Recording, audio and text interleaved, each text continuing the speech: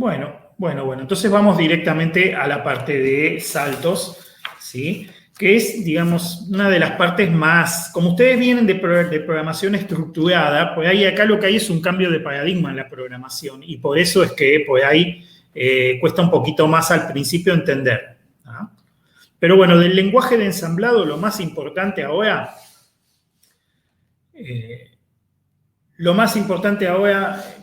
en el tema del lenguaje de ensamblado es entender que no se puede hacer cualquier cosa, solamente se pueden hacer aquellas cosas que están en la semántica, o sea, todas las instrucciones, todas las cosas que están disponibles en las instrucciones que ustedes tienen a mano para eso, ¿sí? Que bueno, yo les hice un resumen en esta guía, por eso es muy importante para programar que tengan esta guía en la mano, ¿sí? Y el tema de que los saltos son por flujo y no son por estructurada, ¿sí? Son las dos cosas que son más difíciles de entender, ¿ah? Así como también a veces cuesta un poquito entender la semántica de las instrucciones de acceso a memoria, ¿ah? El método de direccionamiento base indexado también es una cosa que a veces cuesta un poquito entender, ¿ah? Pero que bueno, que es un mecanismo muy completo y que nos permite a nosotros acceder de una manera versátil a la memoria desde un programa, ¿sí?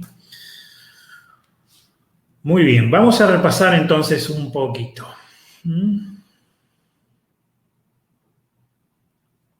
Bueno, vamos a empezar con el repaso de la carga memoria, ¿sí? Esto lo voy a volver a decir, yo no sé si ya les había quedado claro, pero por las dudas lo voy a repetir una vez más, ¿sí? ¿Cómo funciona la carga a memoria? ¿Ah? Lo que tienen que acordarse es que, digamos, traer un operando de memoria es una operación relativamente larga para el procesador, ¿sí? La mayoría de las operaciones son rápidas y se hacen adentro del mismo procesador interactuando con el banco de registros. Cuando hay que traer un operando de memoria, hay que ir a la memoria, direccionar la memoria para que la memoria nos pase el operando. Y viceversa cuando vamos a guardar, o sea, cuando el resultado de la operación hay que guardarlo a la memoria, pasa lo mismo. O sea, el mecanismo de direccionamiento es exactamente el mismo, nada más que el dato viaja al revés. En vez de ir de la memoria al procesador, viaja del procesador hacia la memoria. Las dos instrucciones que hacen ese trabajo son el load word y el store word respectivamente, ¿ah? Entonces, lo importante, lo que tienen que recordar es esta semántica, de que la dirección de memoria final a donde vamos a buscar el dato, la dirección de memoria final se calcula sumando el valor que está en el registro más el valor inmediato que le indiquemos en la instrucción. Recuerden que es una instrucción de tipo I, tiene 16 bits, en los cuales ustedes pueden indicar un valor inmediato que va entre menos 32.700 y pico hasta 32.700 y pico. Es un número con signo de 16 bits.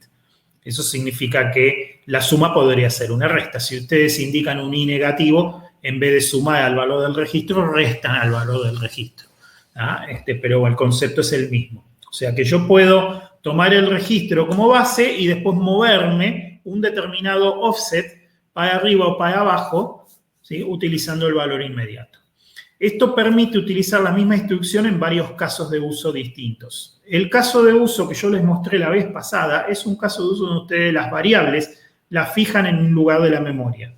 ¿Está bien? Cuando ustedes trabajan con variables comunes, como yo les di la vez pasada el ejemplo de C igual a A más B, y les dije, bueno, ¿en qué lugar de la memoria está la variable A? ¿En qué lugar de la memoria está la variable B? ¿En qué lugar de la memoria está la variable C? Dijimos que eran variables enteras, o sea, guardan un número entero con signo de 32 bits. O sea, lo mismo que va en un registro va en la memoria. Por eso consumimos 4 celdas de memoria. Recuerden que la memoria del MIPS tiene celdas de 8 bits, pero un bus de datos de 32 bits. Eso quiere decir que con cada lectura podemos leer hasta 4 celdas a la vez. ¿Está bien? Y que si queremos cargar un registro, normalmente traemos los datos de 4 celdas para meter adentro de un registro. Bien, hasta acá, confírmeme si esta parte se entendió bien. Sí, sí. Bien. O sea que esta parte se entendió bien. Perfecto, muy bien. Entonces, el primer caso de uso es el caso de uso donde ustedes tienen muchas variables que están todas contiguas en memoria, una al ladito de la otra, ¿Está bien? Y ustedes tienen que acceder a todas ellas, es muy común. Por ejemplo, si ustedes tienen que sumar dos valores y guardarlo en una tercera variable, como hice ahí, o operar con dos variables y guardar el resultado en una tercera variable, que suele ser algo muy común.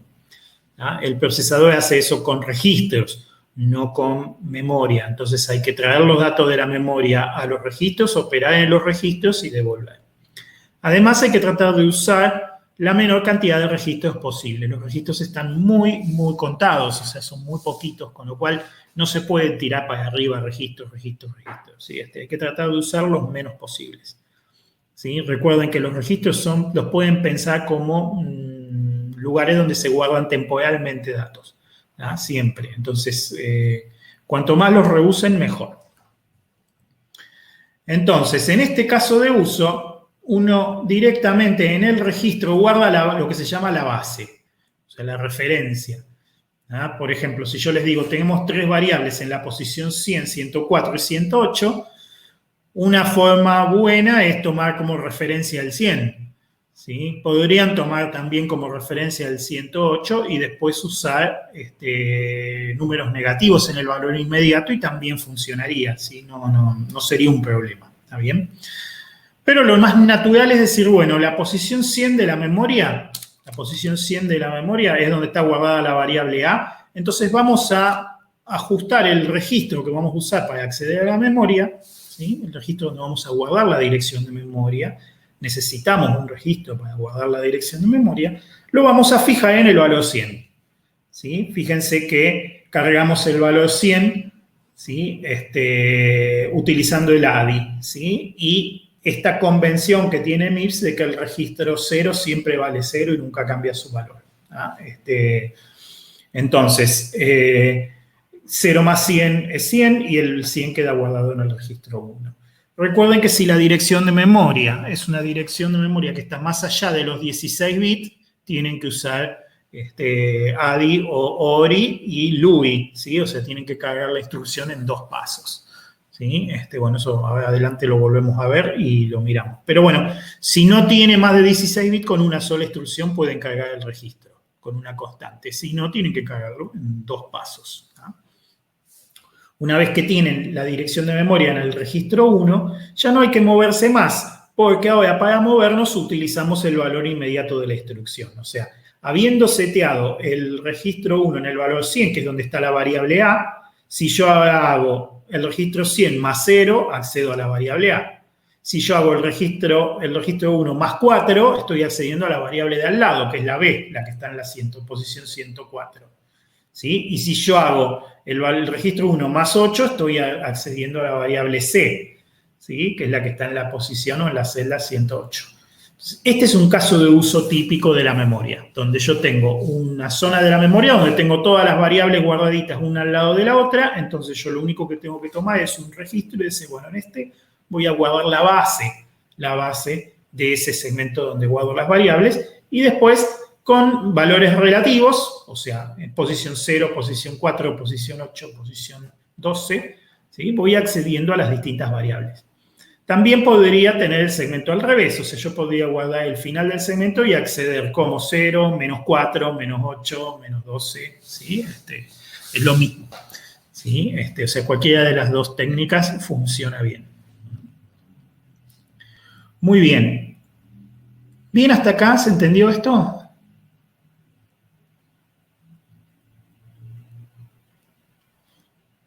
¿Entendieron bien esta parte de la carga de memoria? Hacer una cuenta sencilla como esta, donde yo tengo que operar con tres datos que están en memoria, implica traer los parámetros a registros. ¿Sí? Entonces, siempre hay que traer primero los parámetros a registro y después hacer la operación. ¿Ah? En este caso, yo utilicé dos registros, en total, utilicé dos registros temporales. ¿Sí? Uno para el primer parámetro de entrada, el otro para el segundo parámetro de entrada, y el parámetro de salida lo volví a guardar, o sea, reusé el primero de esos dos registros. Por eso cargué los valores de A y B en los registros 2 y 3, después sumé el valor del registro 2 más el registro 3, guardé el resultado en el registro 2 de vuelta, ¿está bien? Y finalmente transferí este resultado a la memoria. Bien, esta parte se entendió bien, ¿quedó claro? Confírmenme, por favor.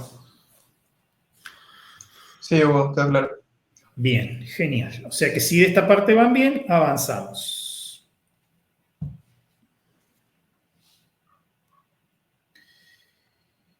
Bien, después yo les había dado, ¿sí?, unos ejemplos de acceso a la ALU. Bueno, yo supongo que con esto no habrán tenido dificultad, ¿sí? Con el set on less than nos vamos a detener un poquito, ¿sí? El set on less than es una operación que se utiliza para implementar los saltos y por eso es importante. Y nosotros tenemos dos tipos de comparaciones para hacer los saltos, que son las comparaciones por igualdad, ¿sí?, y las comparaciones que se llaman ordinales, que son las comparaciones por menor o por mayor. ¿Sí? Las comparaciones por igualdad se implementan de una manera, las comparaciones por menor y por mayor se implementan de otra manera. ¿Sí? Para implementar las comparaciones por igualdad están los saltos por igual y los saltos por distinto. Eso nos permite tomar una decisión de por dónde seguir el programa en función de si se cumple o no se cumple, que dos cosas son iguales. ¿Está bien? Eso por un lado. Por otro lado, tenemos la instrucción set on less than, que nos permite hacer una comparación ordinal y en función de su resultado poner un registro en 0 o en 1 y después usar un salto por igualdad con respecto a 0 para efectivizar el salto. ¿Ah? Esas son las dos técnicas que hay. O sea, la técnica simple es para comparación por igualdad o por desigualdad y la otra es para comparación ordinal, donde nos ayudamos con esta instrucción set on less than. Ahora, el set on less than nos permite implementar todas las comparaciones ordinales combinando correctamente los registros. Esto hay que hacerlo muy despacito porque si no se embarulla en la cabeza. O sea, el consejo siempre es háganlo despacito, no lo hagan así mecánicamente, sino piénsenlo despacito para que no se confundan. Ahora vamos a repasar los ejemplos, ¿sí? Bien, hay una variante set on less than, ¿sí? Set on less than U, que trabaja con comparación de los registros con valores positivos, ¿sí?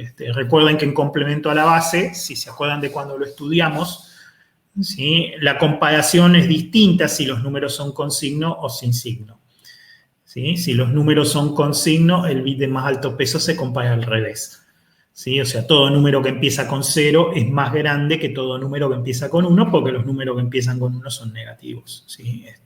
Cuando hacemos set on less than U, esa consideración no se hace.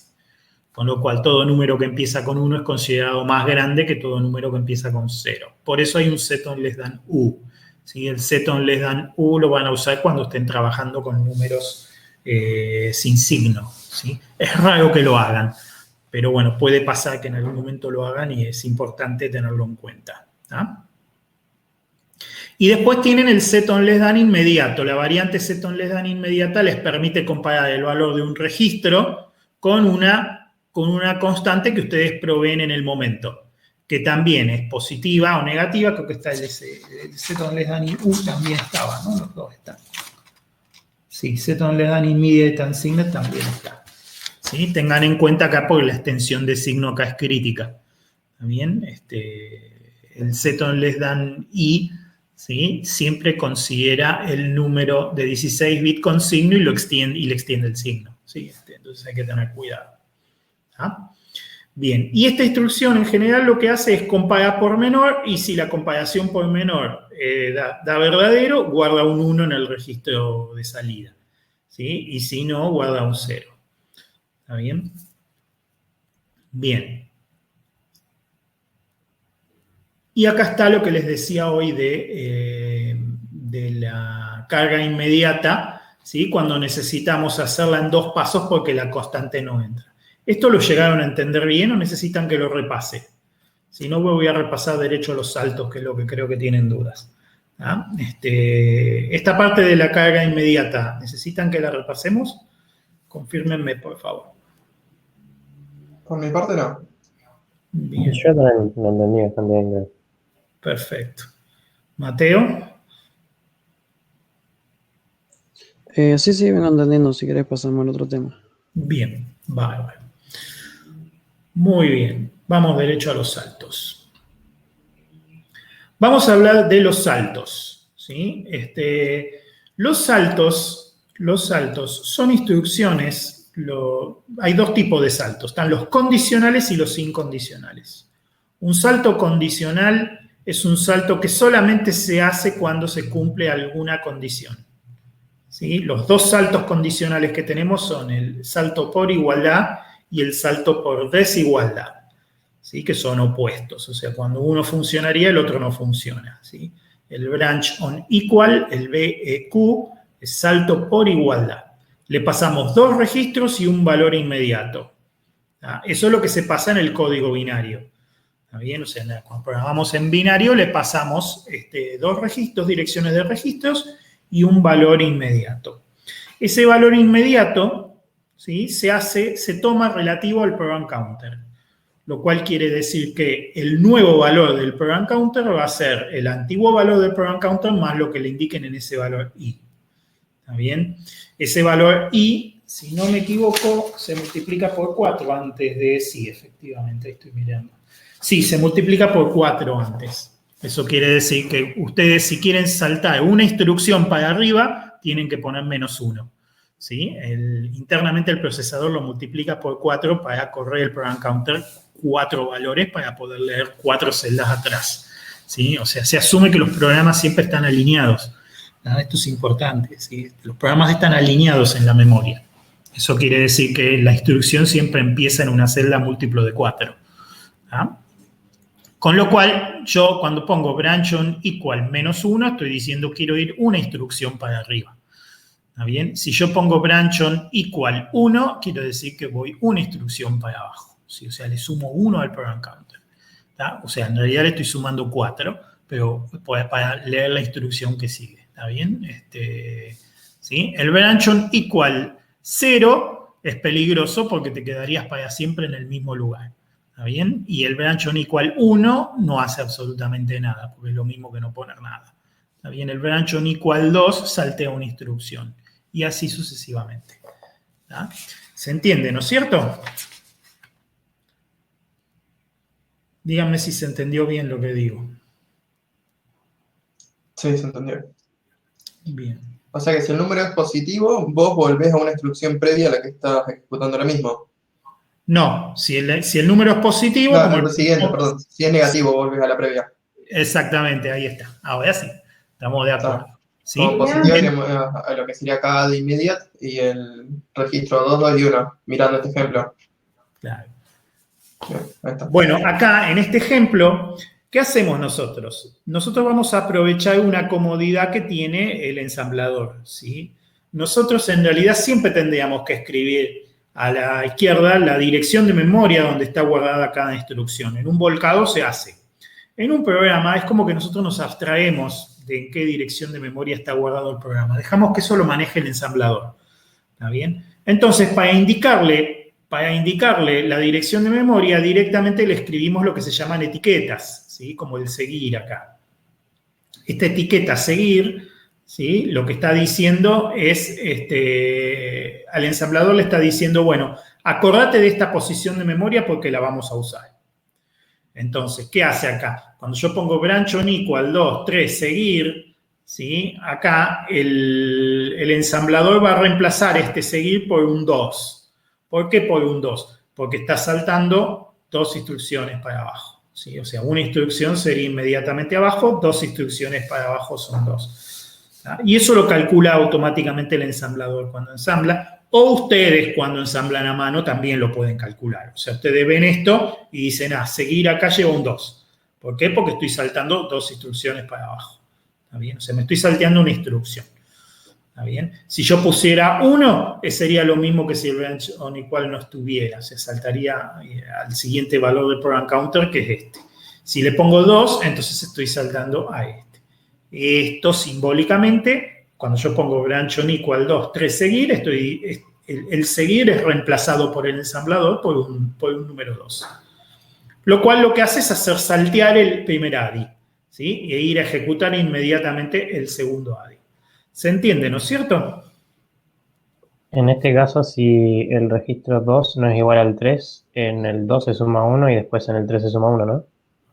Exactamente, muy bien, exacto. Esa es la semántica, ¿sí? Si los dos registros son iguales, se saltea el ADI, ¿sí? O sea, nunca se suma el 1 acá, ¿está bien? Pero si los registros son distintos, fíjense que como está armado esto, si los dos registros son distintos, entonces se ejecuta este ADI y después se ejecuta el otro ADI también.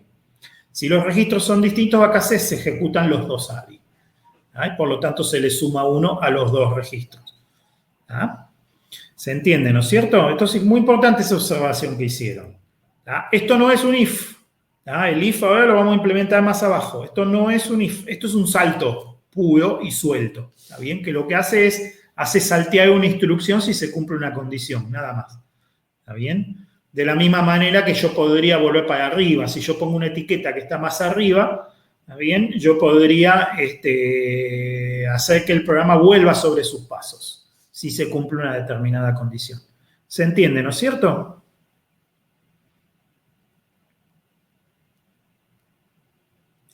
¿Se entendió? Porque esto es un salto suelto. Esto no es una estructura, es un salto suelto, ¿sí? Y era nada más que para mostrar. Les cuento una anécdota. El lenguaje C, el switch del lenguaje C, el switch con case en el lenguaje C, se implementa con saltos simples. ¿Sí? Está hecho a propósito, implementado a propósito con saltos simples para minimizar la cantidad de instrucciones en lenguaje de ensamblado que se genera a partir del programa. ¿Tá? Por eso, antes del siguiente case, siempre hay que poner un break. No sé si lo usaron alguna vez, si programaron en C alguna vez, ¿sí? Saben que tienen que escribir un break antes de terminar cada case. ¿Sí? Ese break es reemplazado por un salto incondicional, de forma tal que funcione como ustedes quieren, porque si no el switch lo lleva al primer case y después todos los case de abajo también se ejecutan. ¿Ah? ¿Se entiende, no es cierto? ¿Programaron en C alguna vez? Sí, y me surgió hasta la duda de por qué el break. Pero ahora ve por qué. En su momento habías tenido la duda de por qué el break. El break es por eso, es porque el switch se implementa con saltos simples. Cuando yo pongo switch on A, ¿sí? Y después pongo 1, 2 y 3, ¿sí? Eso el compilador lo reemplaza por etiquetas. ¿Está bien? Entonces, para el primer case pone una etiqueta, para el segundo case pone otra etiqueta y para el tercer case pone una etiqueta. Entonces, por cada una de los cases hace un salto simple. ¿Está bien? O sea, perdón, por cada uno de los posibles cases hace un salto simple y va saltando a la etiqueta que le haya elegido a cada uno. ¿Está bien? Pero no tiene después, ¿sí? Después de ejecutarse la rutina que hayas puesto en el case, no hay nada que te detenga de seguir con la siguiente. Y con la siguiente y con la siguiente. Por eso es que hay que poner un break. El break es reemplazado por un jump, por un salto incondicional. ¿Sí? Ahora, cuando armemos las estructuras, eso lo vamos a terminar de entender.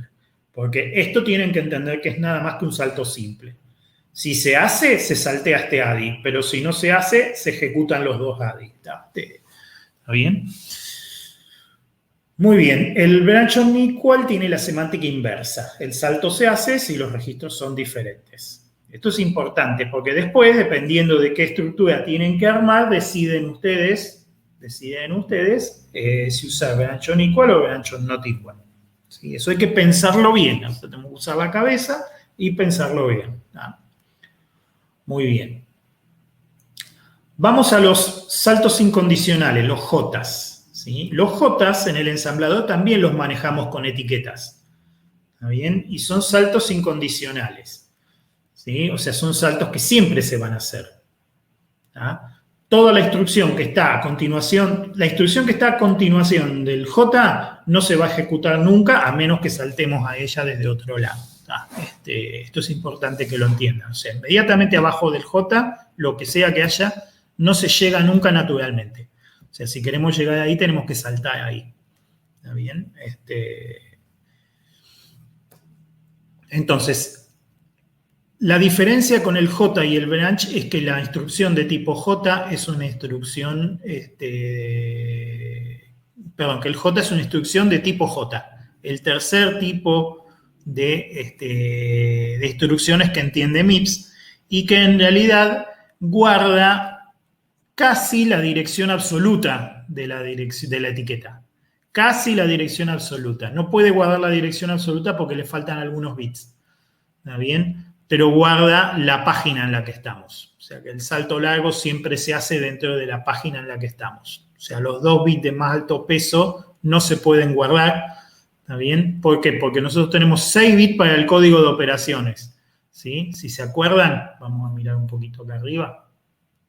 ¿Sí? La instrucción de tipo J tiene el código de operaciones de 6 bits y después guarda los 24 bits para la dirección de memoria. ¿Ah? Nos faltan 6 bits. Entonces, lo que se hace es decir, bueno, vamos a otra vez asumir que los programas están alineados, ¿sí? Entonces, la instrucción está, o sea, el salto está contado en instrucciones y no en celdas, ¿sí? O sea que los 4 bits de atrás se eliminan, ¿está bien? Eso por un lado, ¿está bien? Que no son 2, claro, no son 2, son 4 bits, ¿sí? O sea que si es de a cuartos, y después tienen no, es por 4, no, está bien lo que digo, es por 4, ¿está bien? Y después nos faltan los 4 bits de arriba, ¿sí? O sea, 2 bits los zafamos por eso, porque la instrucción, o sea, se multiplica por 4 antes de hacer el salto. Pero nos quedan los 4 bits de arriba que no los podemos guardar. Con lo cual tenemos que estar dentro de la misma zona de memoria. ¿Está bien? La zona, ¿sí? Si tenemos un total de 4 GB de memoria, ¿sí?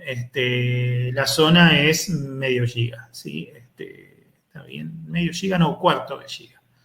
¿Está bien? Hugo, lo que dijiste de las páginas es eso de la zona. Sí, es lo de las zonas, exacto. Es lo de las zonas. Es lo de las zonas. Son 4 GB, son 2 a la 32, son 4 GB, ¿sí? Son 4 GB, ¿sí? Ahora, de esos 2 a la 32, ¿sí? Nosotros podemos guardar 24 bits en el salto, con lo cual el salto solamente se puede hacer, o sea, los 2 bits de más alto peso se toman del program counter, se toman en forma relativa. ¿Ah? Con lo cual nosotros solamente podemos saltar dentro de esa zona o de esa página en la que estamos. Y esa página en la que estamos tiene 28 bits. ¿Está bien? ¿Sí? O sea que con 28 bits, si con 32 son 4 GB, con 28 bits es un cuarto de gigabyte, ¿sí? 250 megas, más o menos. Digamos que es asumido que nadie va a querer saltar más allá de 200. O sea, no existen programas tan grandes como para decir, bueno, no, voy a necesitar saltar más allá de 250 megas, es muy, muy raro. Pero es un límite que tiene esto. O sea, no se puede ir más allá. ¿Tá? A los fines prácticos nuestros, no hay ninguna cosa por la que tengamos que preocuparnos. O sea, el jump es jump a una etiqueta y listo. ¿Está bien? Y eso no hay peligro. ¿Tá? ¿Quedó claro, no? Sí. Muy bien. Una variante del jump es el jump and link, ¿sí? El JAL, el JL, que lo vamos a usar para las rutinas, ¿sí? El jump and link es lo mismo que el jump, pero antes de saltar, ¿sí? El procesador guarda el valor del program counter en el registro 31. Fíjense que siempre es en el registro 31. Esto es un direccionamiento implícito, ¿sí? O sea, cada vez que ustedes usen el jump and link, el registro 31 se pisa. ¿Está bien? Se tienen que acordar de eso. Cada vez que usan el jump and link, el registro 31 se pisa. Porque ¿qué se guarda en el registro 31? Se guarda el valor del program counter de la siguiente instrucción, la que está a continuación del jump and link. ¿Está bien? Entonces, si la instrucción jump and link se produce en este lugar, la instrucción que sea que está inmediatamente abajo del jump and link, ¿sí? El program counter se guarda, o sea, la dirección de esa instrucción se guarda en el registro 31. ¿Está bien?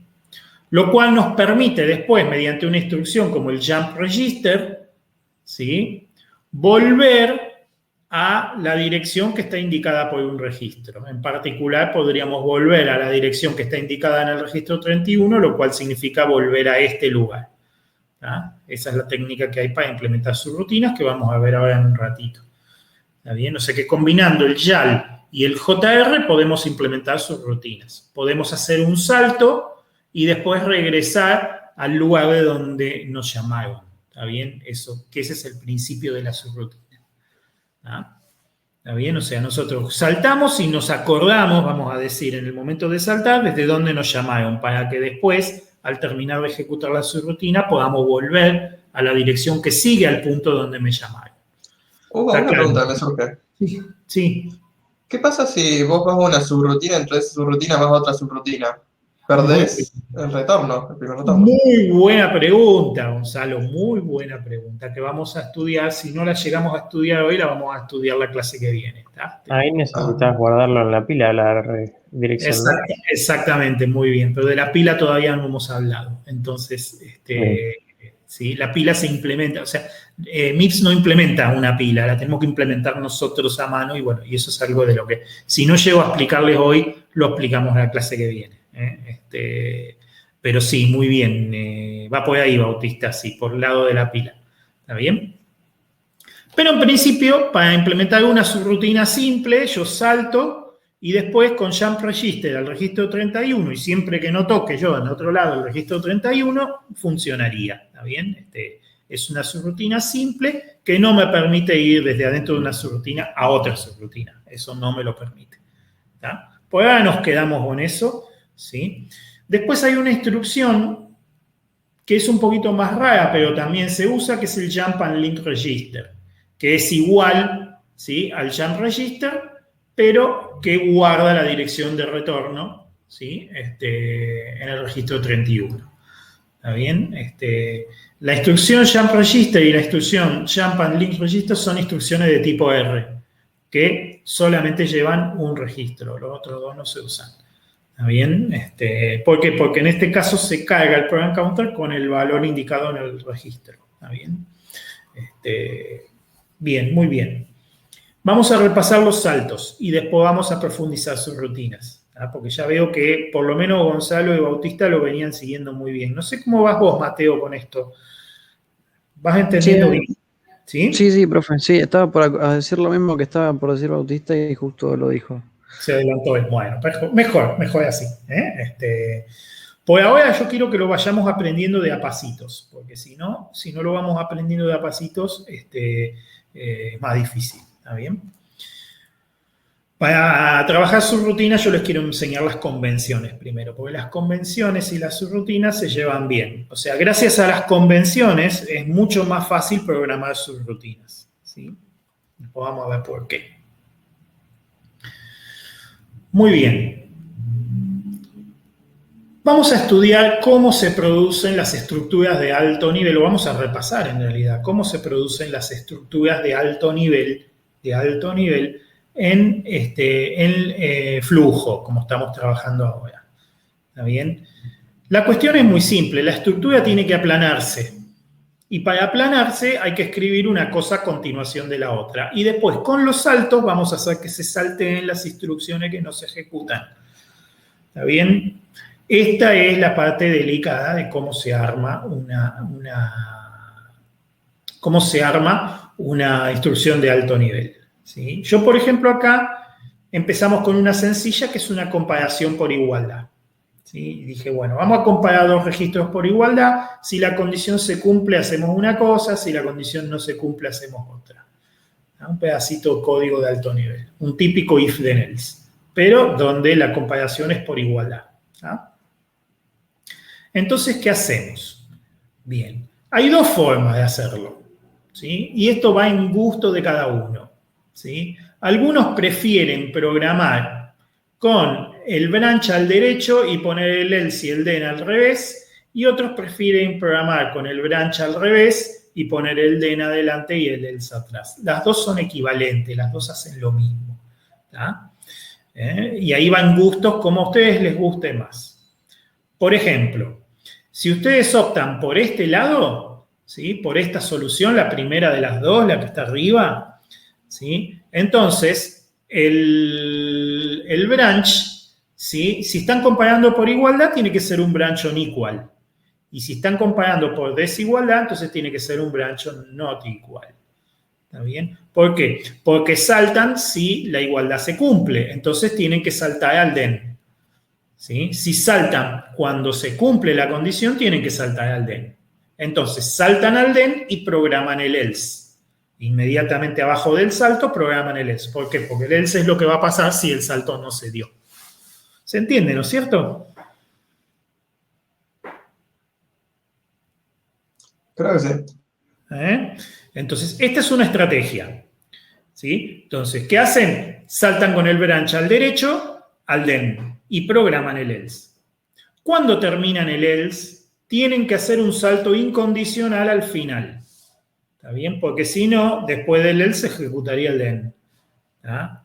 Entonces es muy importante, después que terminaron de programar el else, que pueden ser muchas instrucciones, yo acá puse una sola, pero podrían ser muchas, ¿sí? Inmediatamente al terminar de programar el else, tienen que saltar al end. ¿Sí? Y se acuerdan que yo les había dicho que la instrucción que está a continuación del J no se ejecuta nunca. No se ejecuta nunca a menos que salten a ella. En este caso, si el salto se tomó correctamente, venimos al den. Y entonces ejecutamos el den. ¿Está bien? Una vez que terminamos el den, ¿sí? Ahí hay que poner la etiqueta del end, que ahí es donde se sigue la ejecución fuera del if. ¿Sí? Bien, dígame si se entendió bien la idea. Sí, el orden sería if, else y después el then. ¿Cómo se ejecutaría? No cómo se escribe. Exactamente, exactamente. A menos que lo quieran implementar de esta otra forma, ¿sí? Donde lo que damos vuelta es el branch. ¿Sí? Si damos vuelta al branch, si nosotros teníamos que comparar por igualdad, comparamos por distinto. Y saltamos a hacer el else. ¿Está bien? Y si no saltamos, entonces hacemos el then. ¿Se entiende, no? Sí, sí. Es una variante de lo mismo. ¿Sí? Es una variante de lo mismo. Para hacer una comparación ordinal, como vamos a hacer acá, donde yo digo, si el registro 2 es menor que el registro 3, entonces sumame 1 al 2 y si no, restame 1 al 2. ¿Está bien? Si vamos a hacer una comparación ordinal, nos vamos a tener que ayudar con el set on less than. ¿Está bien? Con el set on less than. Y presten atención acá. ¿Por qué? Porque necesitamos primero un registro auxiliar para el resultado del set on less than. El set on less than lo que va a hacer es guardar en un registro que le vamos a indicar un 0 o un 1 en función de si se cumple o no se cumple la condición. ¿Está bien?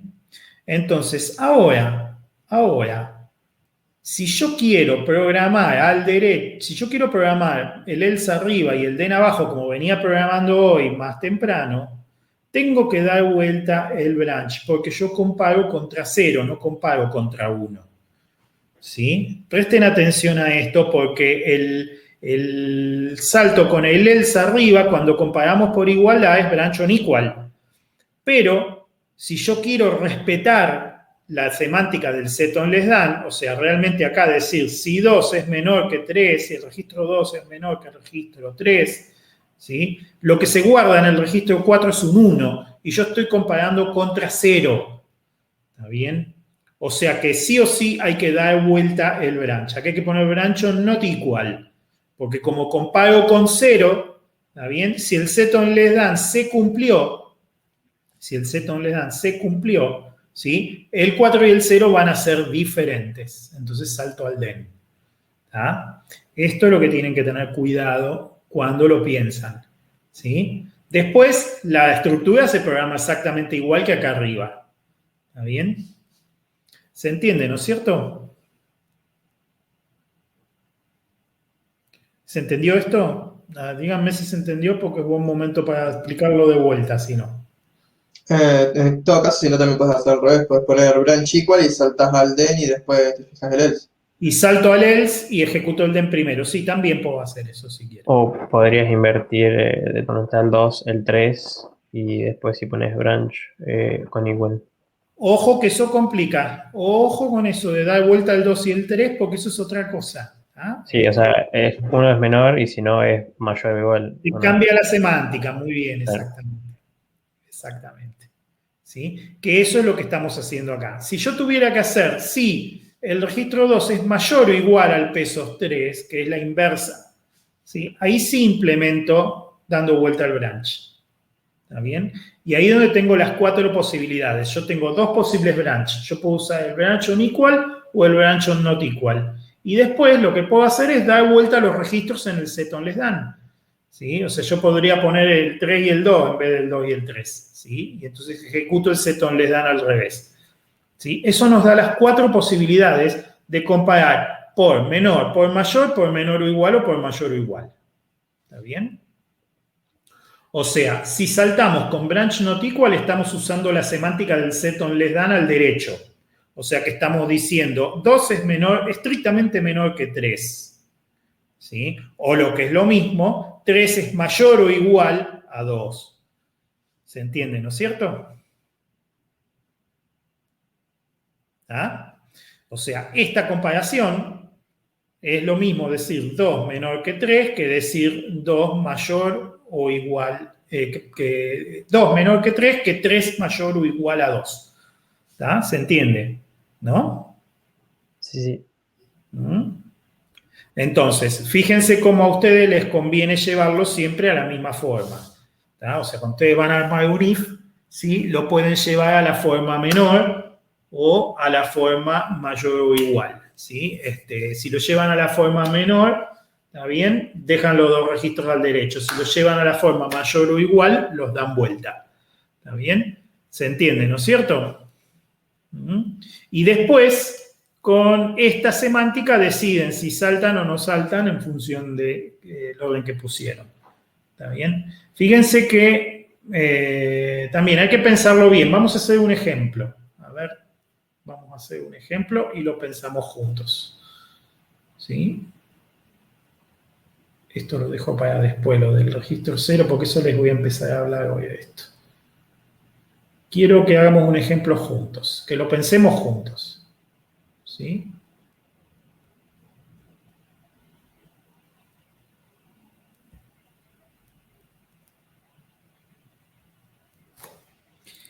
If pesos 4 menor o igual a pesos 3.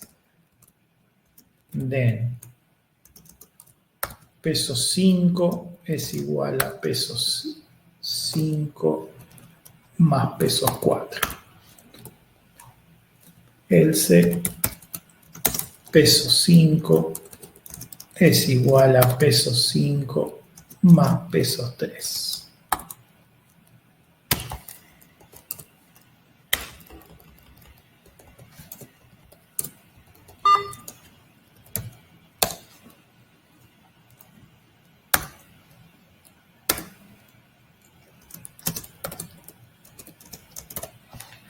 Vamos a poner también una instrucción atrás del end, ¿sí? Para ver cómo llegamos a ella también, ¿sí? O sea, vamos a hacer un ciclo un poquito más completo, ¿sí? Entonces, ahora hay que escribir esto en lenguaje de ensamblado, ¿sí? Entonces,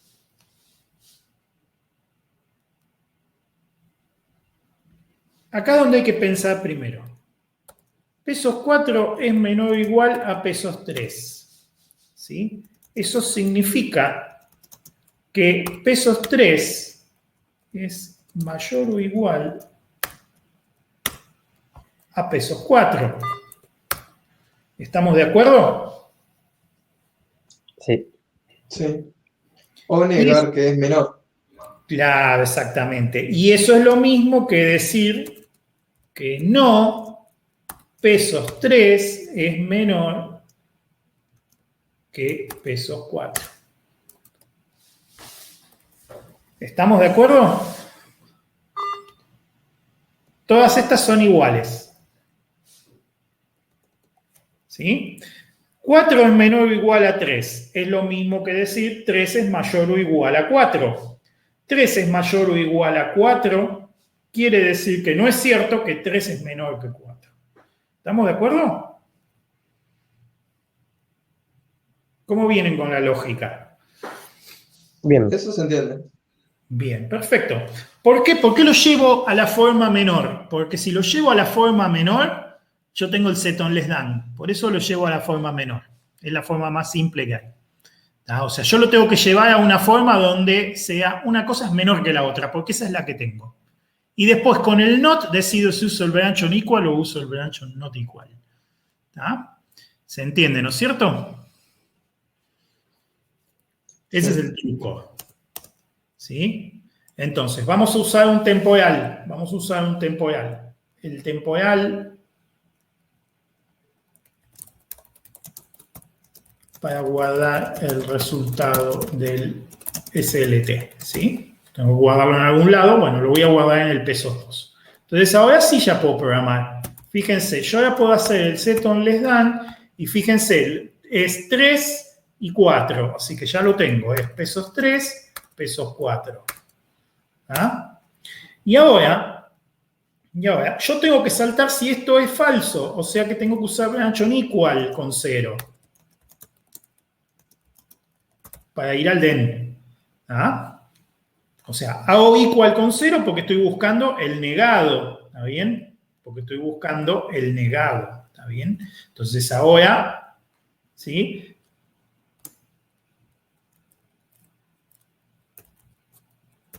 El else, fíjense que se puede poner la etiqueta o no, ¿sí? La etiqueta no se usa para nada, con lo cual la podemos omitir. ¿Ah? Yo la otra vez las puse para que se entienda, pero si salto al den, el else no necesita etiqueta en este caso, ¿sí? Perdón, es add. Pesos 5, pesos 5, pesos 3, es el else, ¿sí?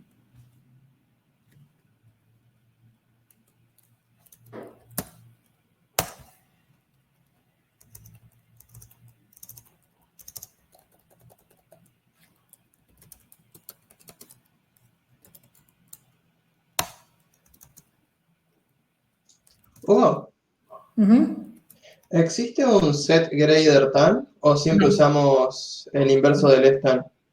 No existe, por eso justamente es que tenemos que hacer este análisis. ¿Tá? Bien.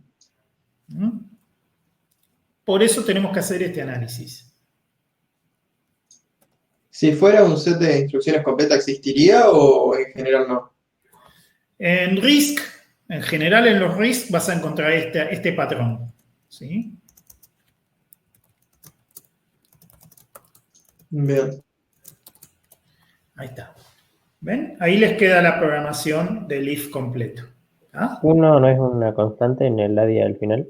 Sí, señor. Muy bien esa atención ahí. Muy bien. Exacto. Bueno, ¿quieren que hagamos otro ejemplo?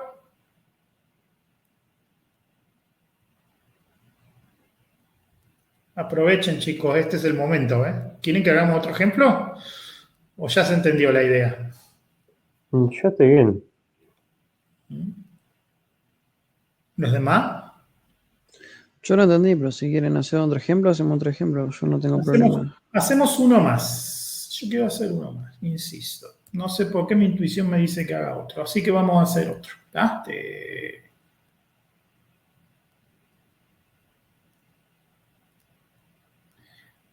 Claro, tenemos que hacer otro, pero este otro lo tienen que hacer ustedes. ¿Ah? Por eso mi intuición me dice.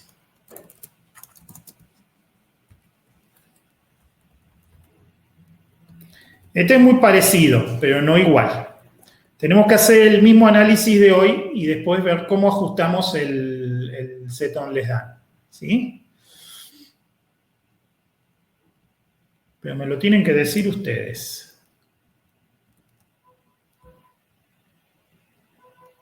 Tenemos que repetir este análisis de acá arriba. Me tienen que decir ustedes cómo lo analizo.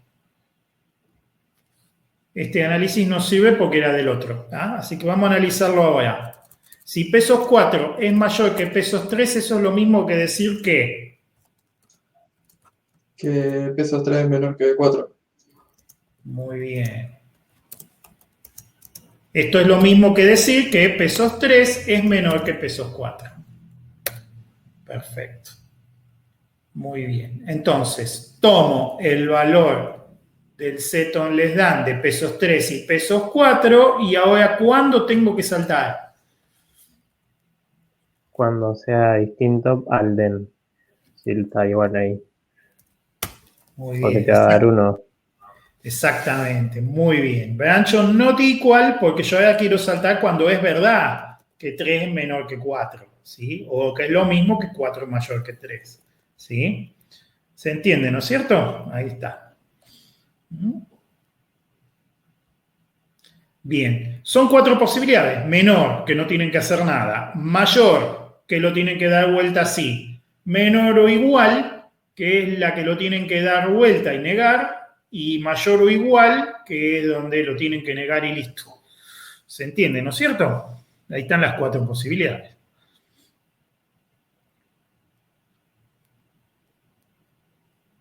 Con el branch not equal ahí saltarías al else, ¿no?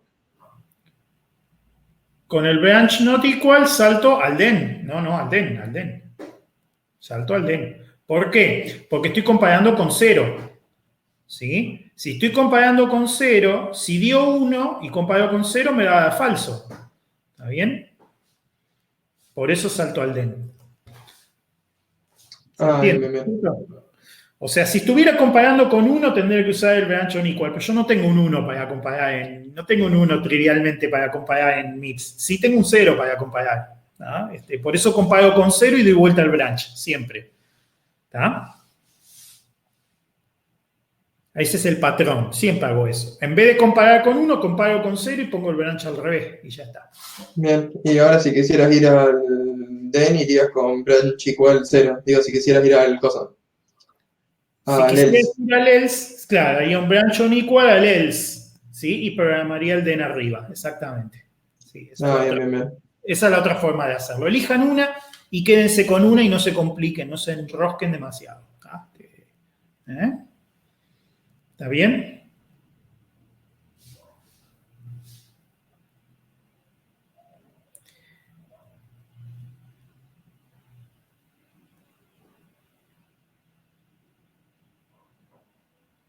Fíjense, yo la vez pasada les había dado para el while, les había dado un concepto parecido, ¿sí? Fíjense que con la estrategia del while, a ustedes les conviene programar, ¿sí? De la misma manera en que antes saltaban al den, acá les conviene saltar al final, o sea, les conviene dar vuelta, ¿sí? Y saltar al final, ¿sí? Después ejecutar el ciclo y cuando termina el ciclo volver a empezar, ¿está bien? Esta es la típica forma de programar el while, ¿sí? Así que vamos a hacer un ejemplo con while también para que quede claro, ¿eh? Y esto lo sigo pateando para abajo.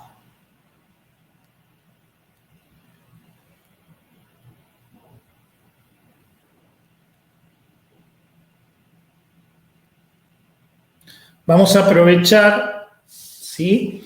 Y lo vamos a convertir en un while, ¿sí? Porque es uno de los más difíciles.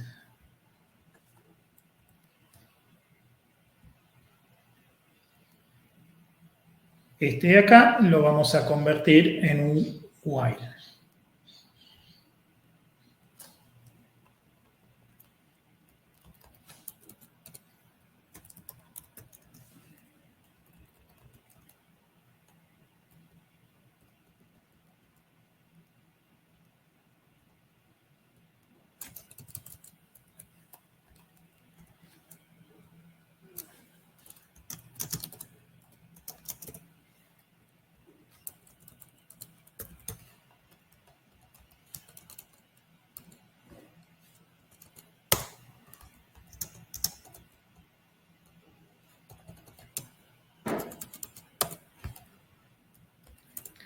Imagínense este pedacito de código, ¿sí?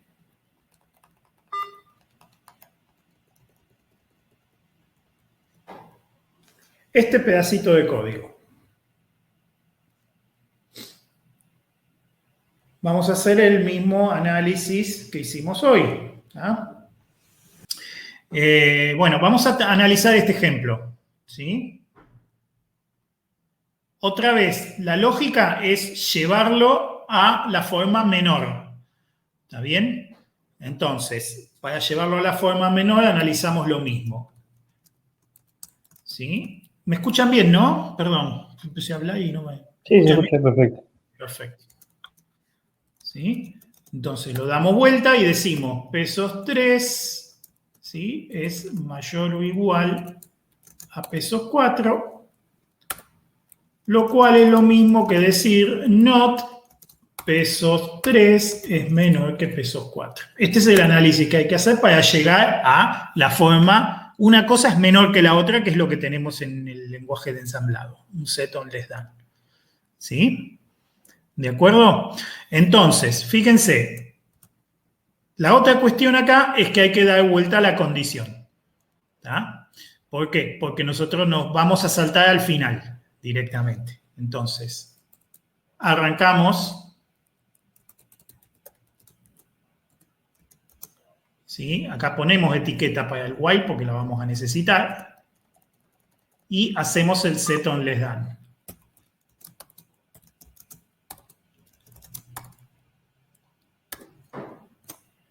Y ahora, ¿sí? Fíjense que tenemos que saltar al final. Eso quiere decir que tenemos que saltar cuando esto se deje de cumplir. Eso quiere decir que tenemos que saltar cuando esto dé 0. O sea, ¿qué tengo que usar? ¿Branch on equal o branch on not equal?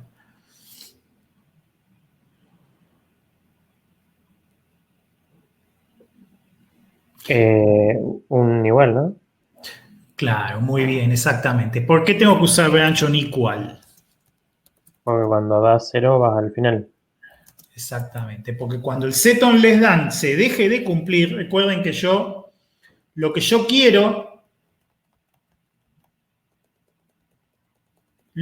quiero, ¿sí?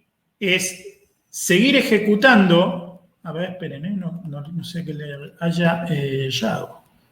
Parece que le erré.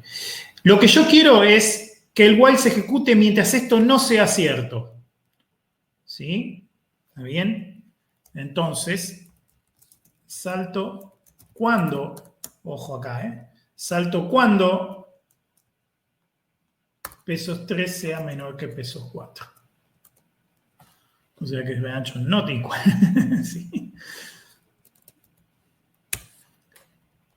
Me voy, ¿sí? El while, la condición del while para entrar es que no sea cierto que pesos 3 sea menor que pesos 4. ¿Sí? ¿Está bien? Entonces, si la condición es que no sea cierto que pesos 3 es menor que pesos 4, entonces voy a saltar cuando esto pase a ser cierto. Entonces es branch on not equal. ¿Ah? ¿Está bien? Ahora sí. Ojo con esto porque todos nos confundimos, ¿eh?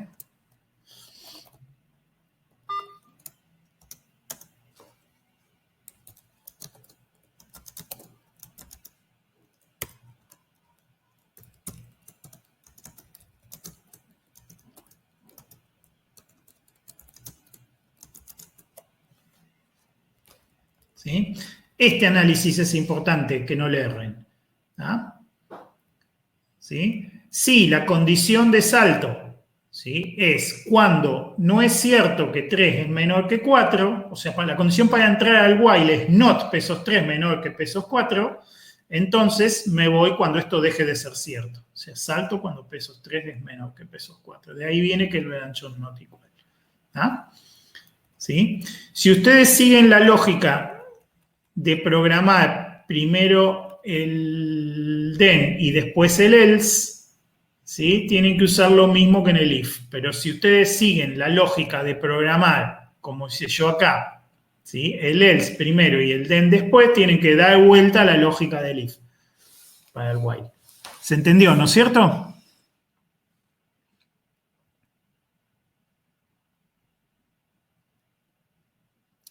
¿Lo entendieron, chicos?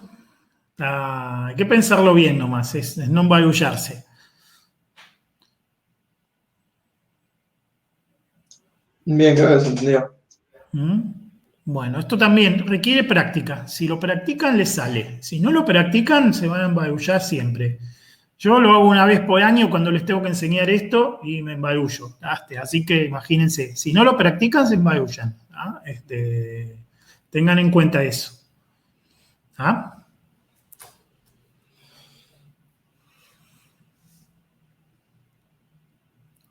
Muy bien.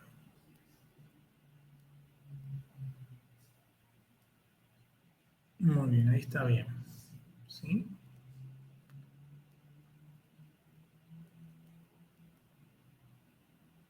Perfecto.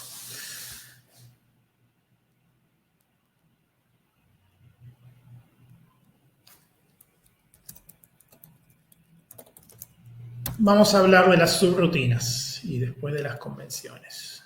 Primero de la lógica de la subrutina y después de las convenciones. ¿Ah?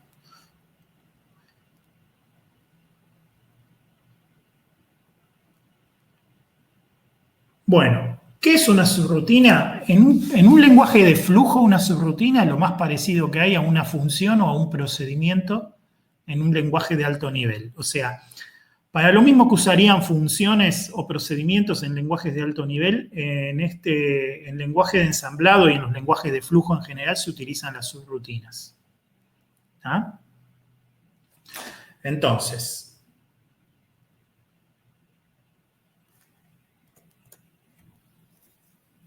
vamos a hacer una subrutina que se llama promedio. ¿Sí? ¿Qué hace la subrutina promedio?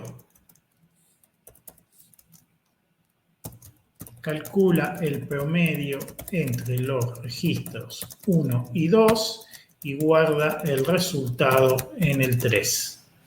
Sin convenciones por ahora, ¿sí? Directamente vamos a programar esta subrutina. ¿Ah? ¿Qué hace entonces? Fíjense, esto es muy importante. ¿Qué espera la subrutina? La subrutina espera que en el registro 1 y en el registro 2 haya dos números. ¿Está bien? El resultado lo quiero guardar en el registro 3. En lo posible vamos a tratar de no tocar ningún otro registro que no sea el 1, el 2 y el 3. ¿Para qué? Para no perjudicar al que me llama. ¿Está bien?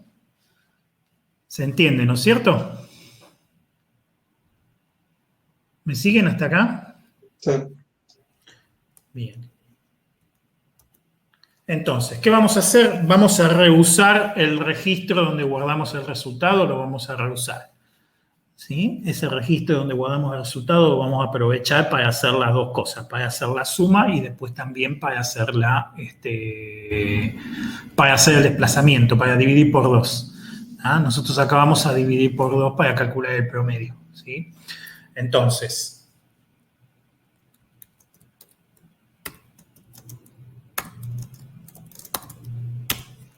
primero sumamos dos registros, ¿sí? Y guardamos el resultado en un tercer registro, en el registro de resultado.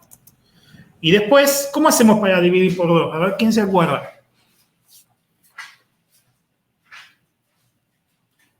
Era con el shift aritmético, lógico, ¿no? Muy bien, shift a derecha aritmético. Muy bien, exacto.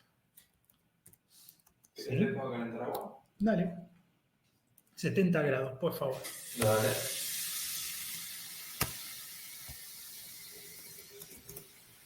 ¿Sí? Voy a decir, tomo el valor del registro 3, lo desplazo a derecha aritmético, en 1, en una posición, ¿sí? Y guardo el resultado en el mismo registro 3. Y cuando termino, ¿qué hago? Así se termina la subrutina. ¿Sí? La subrutina lo que hace es directamente vuelve al registro, al valor que está guardado en el registro 31. ¿Ah? ¿Bien hasta acá? Hugo, ¿no deberías volver al principio y después una más así no se vuelve a ejecutar la rutina o no lo entendí? No, porque yo todavía no la llamé nunca a la rutina. ¿Sí? Yo no la llamé nunca todavía a la rutina. Yo la programé nomás, todavía no la llamé. Es como si hubiese programado la función, pero todavía no la llamé nunca. ¿Qué asume la rutina? La rutina asume que en el registro 31, ¿sí?, está la dirección de retorno. ¿Por qué? Porque para llegar a la subrutina yo voy a entrar con jump and link. ¿Ah? ¿Se entiende, no es cierto? Sí. Bien, y la dirección de retorno es la siguiente, ponele, de lo que llama la subrutina.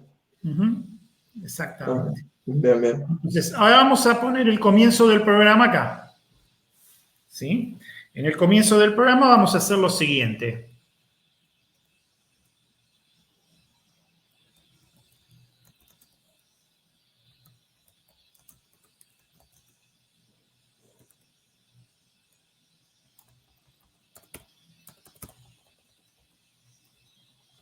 Pueden usar OR y pueden usar ADI también, ¿eh? Si se sienten más seguros con el ADI, usen el ADI. En RISC no hay diferencia. Nosotros los que venimos de la época del CISC usamos ORI en vez de ADI porque es más rápido, ¿sí? Pero en CISC es más rápido, acá no es más rápido.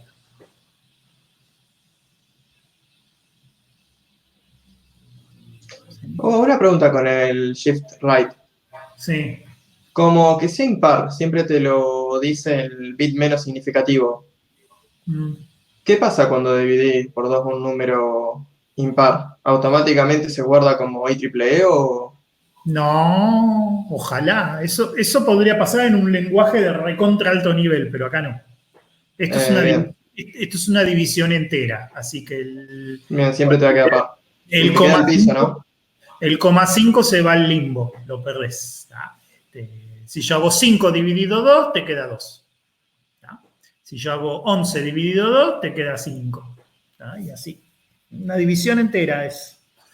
¿Ah? Bien, más adelante se puede aclarar que use los IEEE o siempre es con enteros. Hay unidad de punto flotante, nosotros no la vemos, pero hay una unidad de punto flotante en MIPS, ¿sí? Nosotros no la estudiamos, pero si quisieras usar la unidad de punto flotante, tenés que usar las instrucciones de punto flotante, que están hechas para eso y que van a la unidad de punto flotante de MIPS. Es todo un mundo aparte ese. Y si no, tenés que armarte rutinitas que decodifiquen el número y hagan las cuentas por software. Esa es la otra manera. O sea, tendrías que programarte una rutinita en ensamblado que haga lo mismo que hacías cuando resolvías los ejercicios de IEEE, básicamente. ¿Se entiende, no es cierto? Sí. Bien.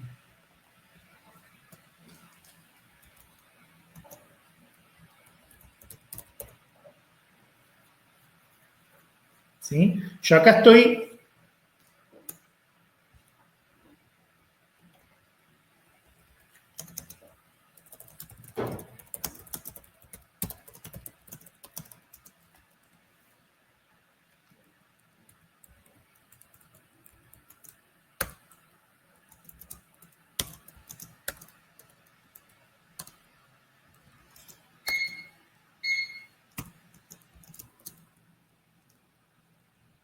¿No te tendrías que mover a la izquierda para dividir el número o entendí mal?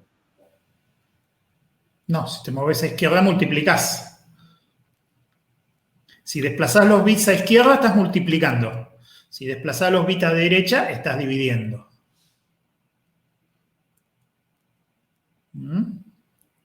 Si yo corro todos los bits a la derecha, si yo tengo, no sé, ¿sí? Si yo desplazo los bits un lugar a la derecha, ¿está bien? El 4 se me transforma en 2. ¿Está bien? Desplacé a derecha los bits. ¿Sí? Metí un bit nuevo por la izquierda y eliminé un bit de la derecha. Desplacé a derecha. ¿Está bien? Bien, ahora sí entendí. Si estuviera desplazando izquierda, estaría multiplicando. Si yo desplazo izquierda, el efecto opuesto. Si yo tomo 0, 0, 1, 0 y lo desplazo izquierda, ¿sí? Tengo el 4, multipliqué por 2. ¿Se entiende, no? Sí, ahora sí.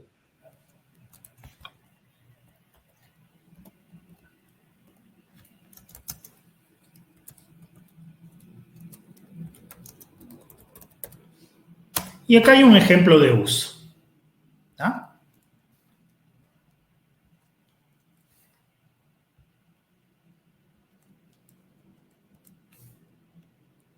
Y acá hay más instrucciones. ¿Sí? Se supone que nunca tendrías que llegar hasta promedio si no es con un jump and link. ¿Está bien? ¿sí? Promedio es un lugar al que nunca se tendría que poder llegar si no es con Jump and Link. ¿No? Entonces acá tenemos un ejemplo de uso de la subrutina.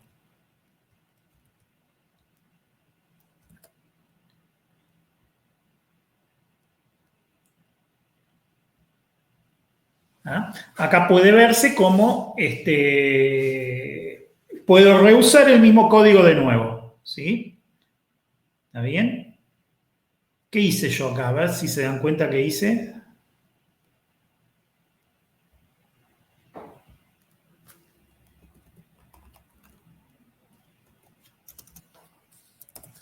Pones en el registro 1 el resultado del primer promedio y después lo promedias con el 20.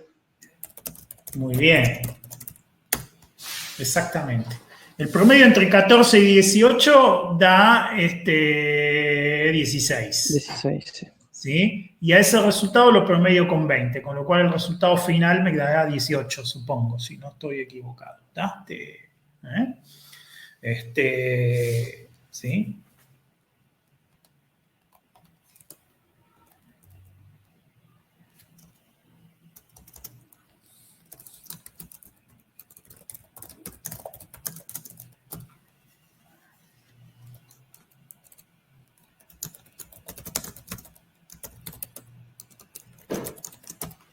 ¿Ah?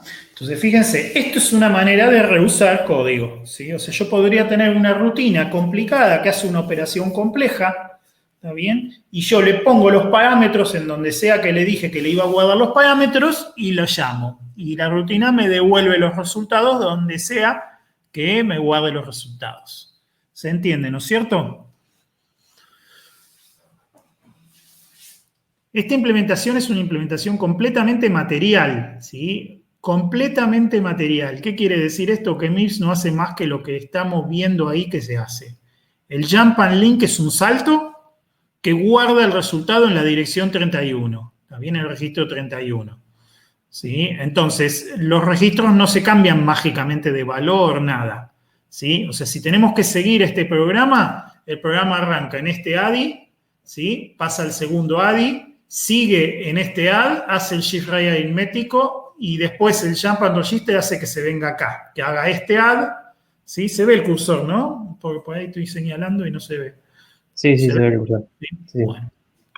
Después se hace este add, después se hace este add, después se hace este add de nuevo, después se hace este shift right aritmético y después se hace lo que sea que haya acá.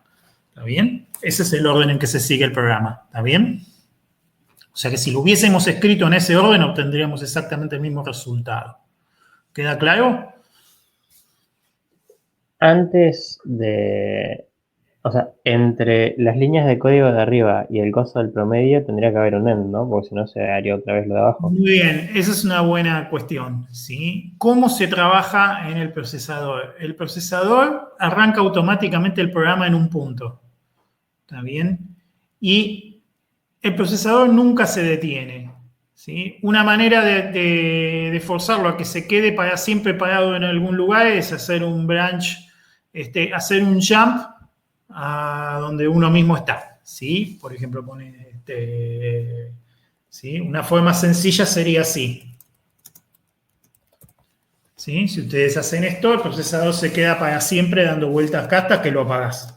¿Está bien?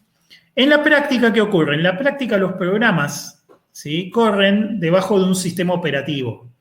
¿Está bien? Y el sistema operativo es el que controla qué hace la máquina después de que tu programa terminó. Con lo cual, tu programa es una subrutina. Con lo cual, vos tenés que terminar tu programa con Jump Register pesos 31. ¿Está bien? ¿Sí? O sea, vos tenés que asumir que todo tu programa es una gran subrutina y que lo terminás con Jump Register a pesos 31.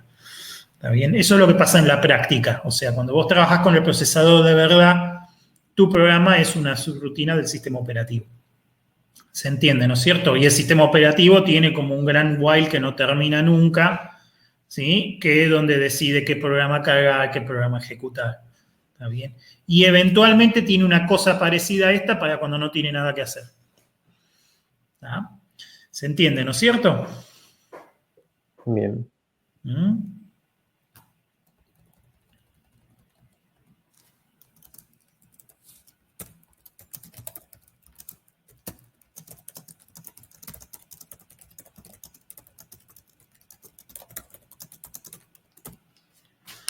¿Sí? En la práctica no se usa esto, sino que se le devuelve el control al sistema operativo. ¿Sí? Entonces, esta es una idea del concepto de subrutina. Ahora que entendimos las subrutinas, ¿sí? Nos viene este tema de... Pero las subrutinas tocan los registros, ¿está bien? Y el programa principal también toca los registros. Si una subrutina toca los registros y el programa principal también toca los registros, y la subrutina y el programa principal lo escribieron el mismo programador en el mismo momento, no es un problema. ¿Ah? Pero la cosa se empieza a poner complicada cuando el programador, ¿sí?, que escribió la subrutina no es el mismo programador que el que escribe la función principal, cosa que es muy común. ¿Ah? Entonces ahí es donde aparece la necesidad de tener convenciones. ¿Qué son las convenciones? Las convenciones son unos acuerdos que hay, unos acuerdos que se utilizan para saber qué se puede tocar y qué no se puede tocar. O sea, nos vamos a poner de acuerdo en qué podemos tocar y qué no podemos tocar. En una subrutina podemos tocar tales registros y tales otros registros no los podemos tocar. ¿Sí? Cuando yo llamo a una subrutina, no puedo garantizar que los registros que se supone que se pueden tocar tengan el mismo valor cuando la subrutina vuelve. ¿Está bien? ¿Se entiende, no es cierto? O sea, hay que hacer un acuerdo. Por eso es que a los registros se les asigna un nombre y con ese nombre después,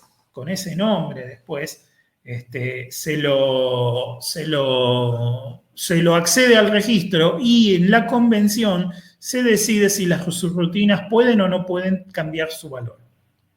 ¿Ah? ¿Me siguen, no es cierto?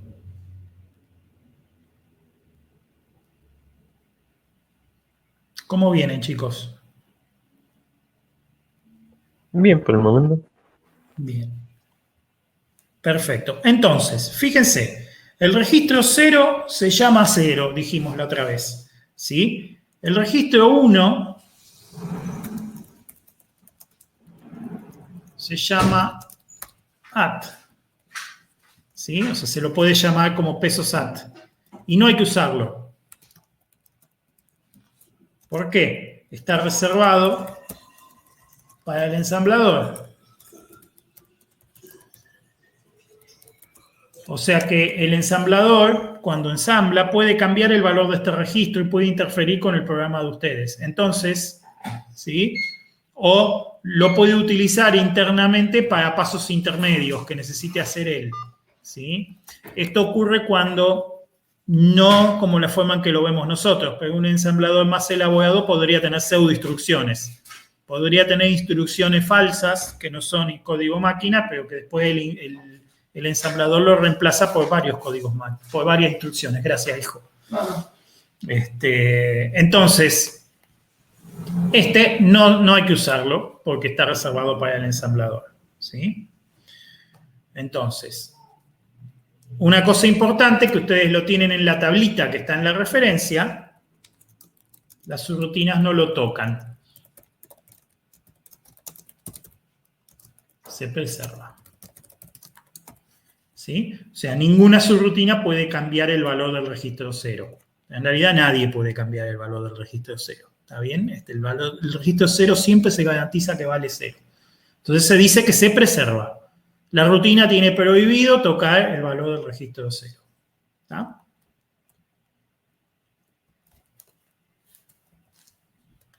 Pero es algo que si vos lo tocas te tira error el programa o que simplemente vamos a quedar todo que no lo usamos, que no lo tocamos. Ahí está el punto. Son convenciones. El MIPS no sabe. Como tal puedo. Podés tocarlo, pero si lo tocas corres el riesgo de interferir con todos los demás. ¿Sí? Es más, si vos estás trabajando con vos solo, podés hacer lo que se te antoje. Las convenciones son justamente para respetar, para poder convivir armónicamente con el resto de la gente. ¿Está bien? ¿Se entiende, no es cierto? Sí. Muy bien. Entonces, ahora...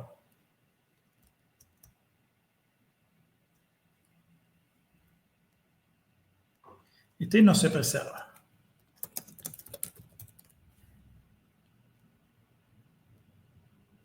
Obviamente, o sea, yo no puedo garantizar que alguien más no me cambie el valor de este registro, con lo cual no puedo confiar, no puedo guardar un valor en este registro y quedarme tranquilo.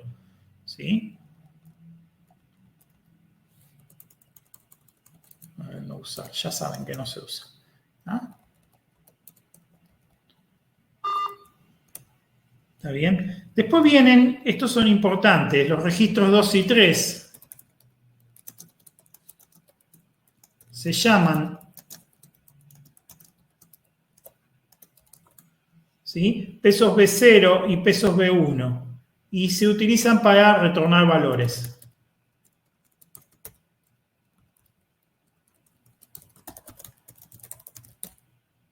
¿Sí? No se preserva, obviamente. O sea, las subrutinas, si tienen que retornar algún valor, ¿sí?, conviene que lo pongan en estos registros, en el B0 y en el B1.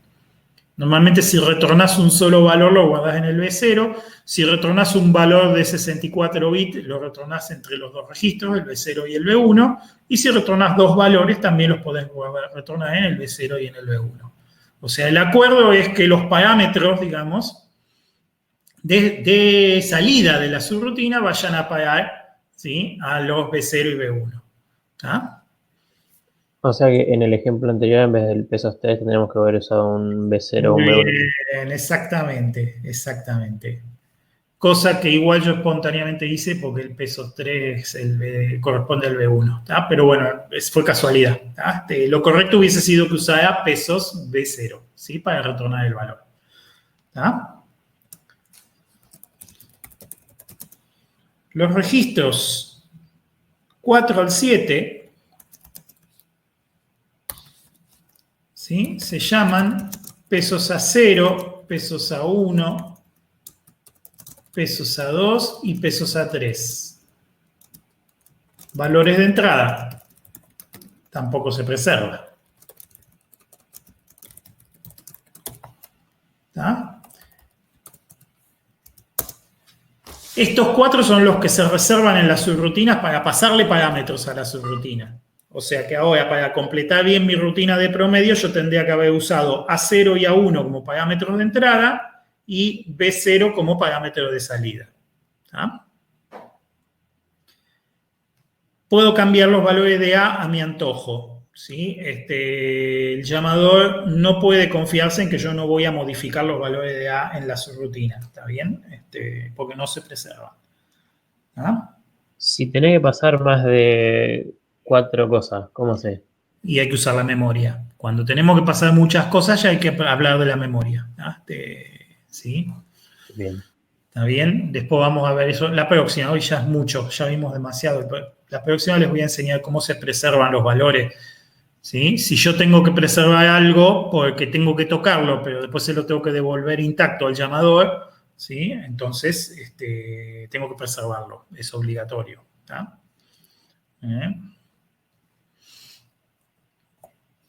Entonces vamos a aprender una técnica para hacer eso, pero la vamos a aprender la próxima, porque es mucho para un solo día. ¿Tá? Muy bien. Después tengo los registros desde del peso 8 al 15 y 24 y 25 se llaman pesos T0 a pesos T9. Son 10 registros. ¿Tá? Temporales. No se preservan. ¿Sí? O sea que, digamos, en la subrutina podemos utilizar estos 10 registros para lo que querramos y no hay problema. El llamador no debería, si llama alguna subrutina, no debería confiar en que los registros T, cuando vuelve de la subrutina, siguen valiendo lo que valían antes de llamarla. ¿Está bien? ¿Se entiende, no es cierto?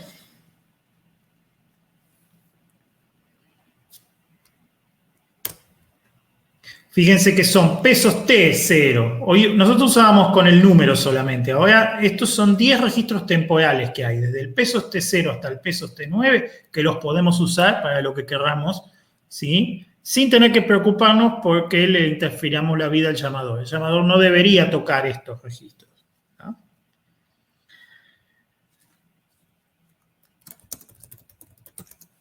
Los registros del 16 al 23, ¿sí? Se llaman pesos P0, no, S0, perdón, a pesos S7. ¿Sí? Son preservados. ¿Sí? En una rutina yo no debería nunca cambiar los valores entre el S0 y el S7, ¿sí? Porque esos valores se supone que el que me llamó espera que yo no los toque. ¿Tá? Es al revés que los T. ¿Sí? O sea, si yo tengo algo que voy a llamar a una subrutina y que quiero que cuando vuelva de la subrutina esos valores sigan valiendo lo mismo, entonces, ¿sí? Los tengo que guardar en esos registros. ¿Ah? ¿Se entiende, no es cierto? O sea que si vamos a pisar algún registro, tenemos que usar los temporales. Exacto. Son preservados, no podemos pisarlos porque se terminan perdiendo datos. Hasta que les enseñe una técnica para preservar los valores de los registros en la memoria, lo vamos a hacer la semana que viene, cosa de que podamos trabajar, ¿sí? O si yo quisiera, por ejemplo, desde el programa principal guardar un valor, voy a llamar subrutinas y las subrutinas no quiero que me toquen los valores, los guardo en los S. ¿Está bien? Pero si mi subrutina llama a otra subrutina, estoy complicado por muchas cuestiones. Entonces eso lo vamos a ver la próxima. Después tenemos dos registros que se reservan para el sistema operativo, que son el 26 y el 27. Se llaman pesos caseros, K es de kernel, ¿sí?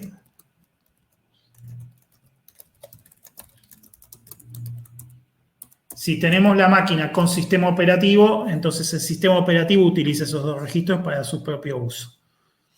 ¿Ah? El sistema operativo nos garantiza a nosotros que no nos va a tocar ningún registro excepto estos dos. ¿Ah? Y después tenemos los registros 28, 29 y 30.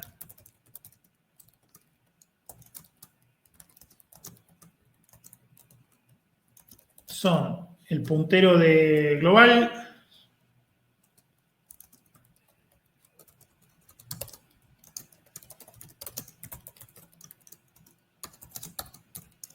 el FP, puntero a base de frame sería, ¿no? Por eso del frame pointer, ¿sí?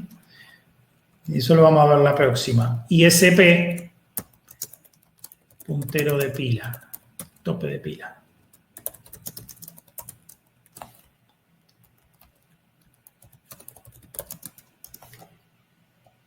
Estos se preservan. Esto es muy importante. ¿Sí? Los punteros, el global, el de base de frame y el de tope de pila, se preservan. ¿Sí? Son registros donde se guardan direcciones de memoria. ¿Sí? ¿Se acuerdan que yo les dije hay que tomar un registro cualquiera y utilizarlo como base para la memoria? Bueno, normalmente el puntero global se utiliza para eso. ¿Sí? O sea, si yo tengo un conjunto de variables, ¿está bien? Tengo 10 o 20 variables, yo guardo la base donde está guardada la primera variable en el puntero global y después me muevo en función del puntero global. ¿Ah?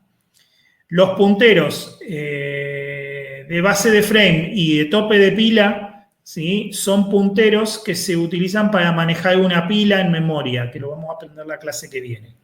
¿Tá? Y que se utiliza como estructura auxiliar cuando tenemos que tocar algo que se supone que deberíamos preservar. Antes de irnos tenemos que asegurarnos de que tiene el mismo valor que tenía cuando llegó, ¿sí? Y entonces vamos a aprender la próxima clase una técnica para hacer eso. ¿Tá? También se usa cuando tenés una subrutina dentro de otra, ¿no? Para ¿Cómo? guardar el valor. Cuando Claro, tenés una rutina dentro de otra. bueno, ese es un caso particular donde tengo que preservar algo que si no... Que tenés que guardar la dirección de la primera. Exactamente. Ese es un caso. ¿Tá? Finalmente,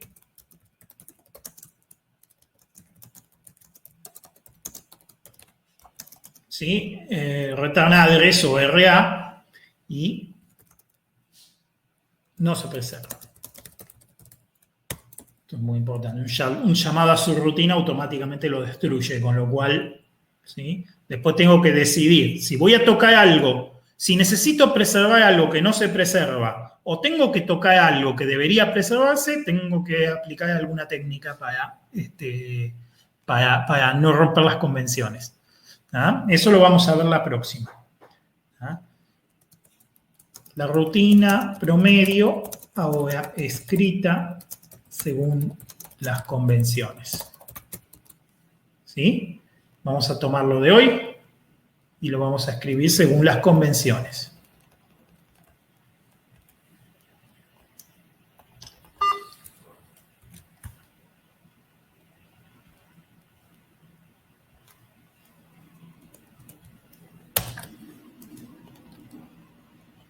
¿Sí? Vamos a cargar los parámetros.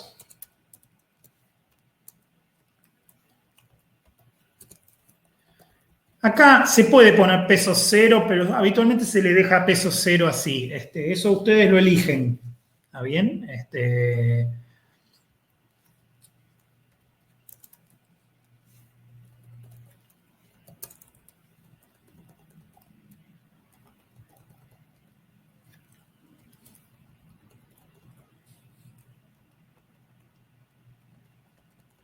Y acá lo que vamos a hacer es usar el B0 para retornar el valor y el A0 y el A1 para recibir los parámetros. ¿Ah?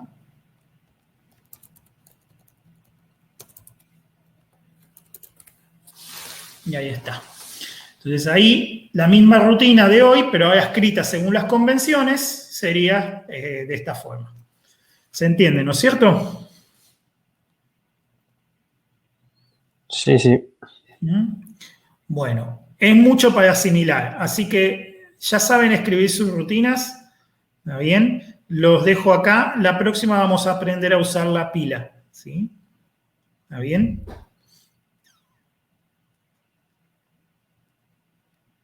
¿Les parece? La próxima aprendemos a usar la pila.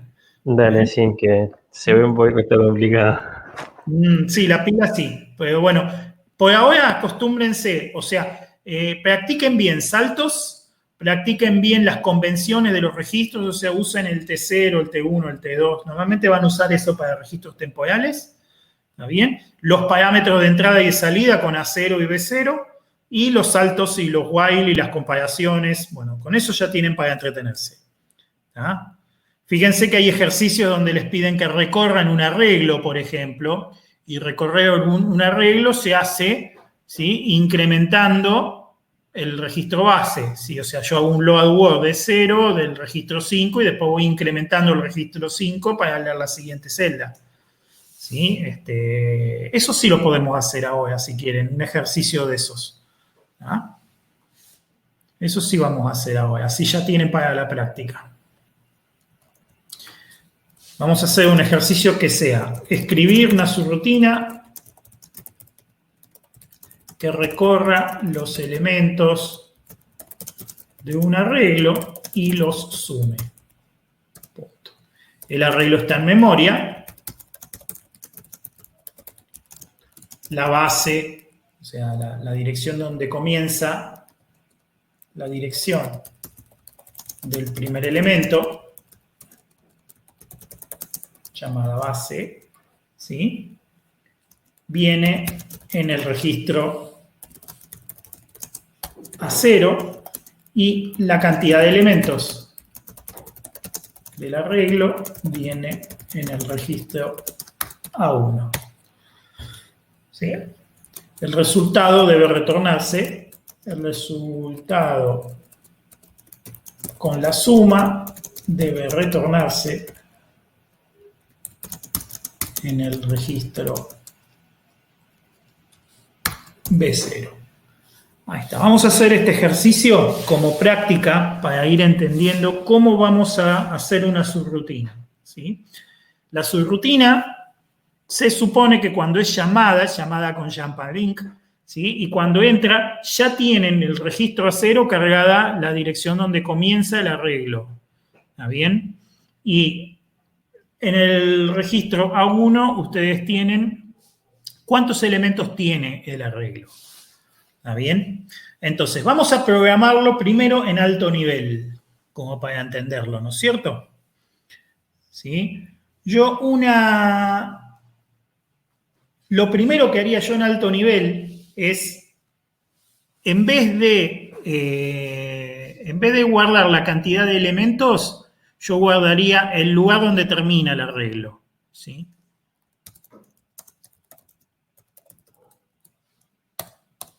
¿Está bien? Entonces, en alto nivel yo haría esto. Primero inicializaría el registro 0 en 0. ¿Está bien?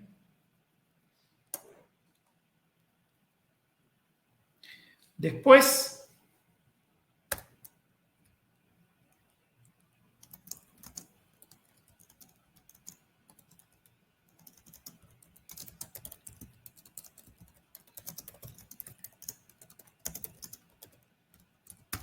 ¿sí?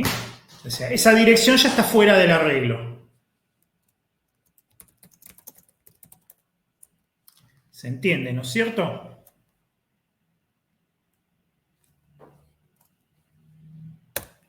Ahí está, a ver si. Vamos a ver si se entiende esto. Imagínense ustedes que la dirección inicial es 100. ¿Está bien? Y la cantidad de elementos es 4. ¿Sí? Entonces, si tengo 100 elementos y la cantidad de elementos es 4, voy a separar esto porque si no, no lo voy a poder escribir bien.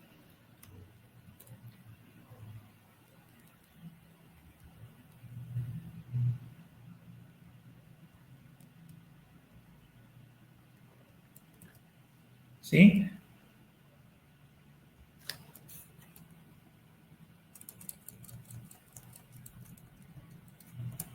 Esto hay que entenderlo.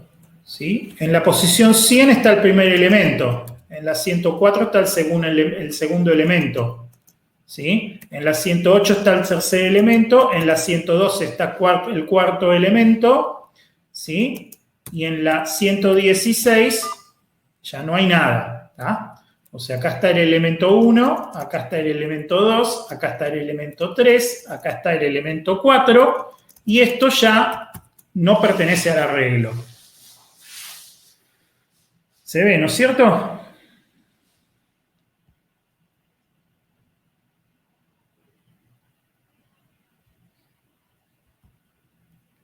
Qué silencio, chicos. ¿Se entiende esto que estoy haciendo acá? Sí, sí, profe, sí.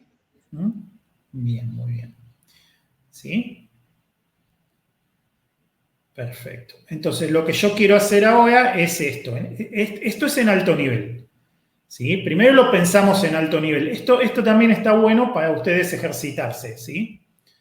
¿Está bien? Entonces, ahora es fácil. Ahora yo lo que voy a hacer es, mientras, ¿sí?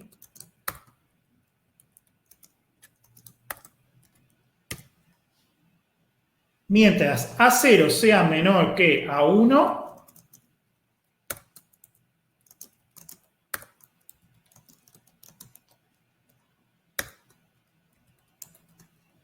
¿sí?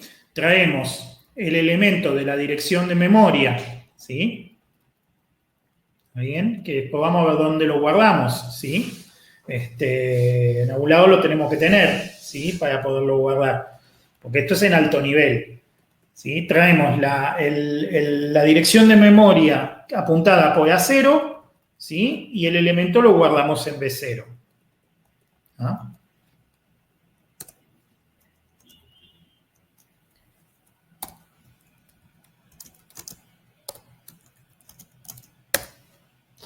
Y a 0 le sumamos 4.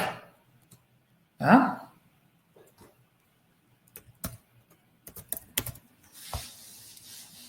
Eso sería en alto nivel. ¿Estamos de acuerdo?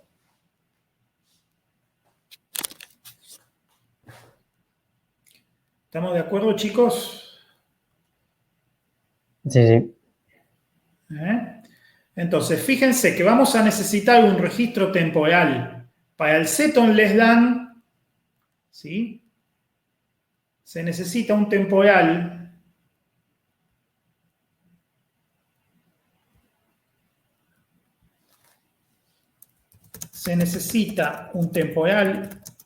para el set on less than y también para el load word, ¿sí? Cuando carguemos de memoria. ¿Ah? Podríamos usar el mismo registro para las dos cosas. También necesitamos dónde guardar el resultado, pero eso ya lo guardamos en el mismo lugar que lo vamos a retornar, que es en el B0. Así que con un solo registro zafamos. Me parece que podemos hacer todo. ¿Ah?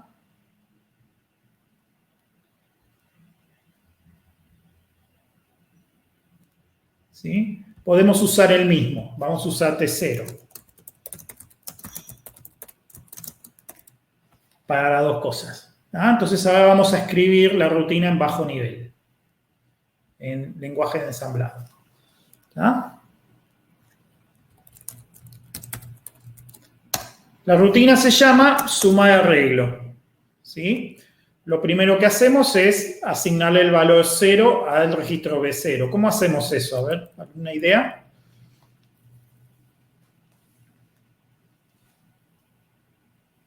¿Cómo le asigno el 0 al B0? Y podemos hacer un ADI o un ORI de B0 con 0, con peso 0. Muy bien, exactamente. También podés hacer un add de B0 con peso 0 y peso 0, ¿no? También es válido. Cualquiera de las dos está bien. ¿Sí? Cualquiera de las dos está bien. Y no hay diferencia en RISC. También se puede hacer un OR, ¿sí? O sea, hay muchas maneras de inicializar una variable. Pero bueno, la más natural es así, con un add y listo. Muy bien. Ahora, en el A1, yo al A1 lo voy a transformar. A mí me envían la cantidad de elementos, ¿sí? Y yo lo que quiero es la celda de memoria donde termina. ¿Sí? O sea, convertimos el 4 en 116. ¿Está bien? ¿Cómo hacemos eso? Agarramos el 4, lo multiplicamos por 4 y después le sumamos 100. Y entonces nos queda el 116. Siempre siguiendo el ejemplo de hoy, ¿no? Suponiendo que A0 valga 100 y que la cantidad de elementos es 4, ¿sí? Yo quiero esto. ¿Está bien? Y es mientras sea menor estricto. Cuando sea 116 yo ya me quiero ir, no quiero sumar ese elemento. ¿Ah? Bueno, el código en alto nivel funciona, así que ahora tenemos que asegurarnos que el código en el nivel más bajo también funcione. ¿Ah? Entonces, perfecto. ¿Cómo hacemos ahora? A ver, ¿qué sugieren ustedes que hagamos con el A1 para llegar a tener el valor de la dirección donde termina el arreglo?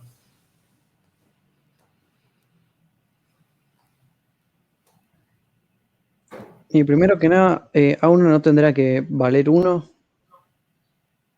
para después cuando lo multiplicamos por 4, si no.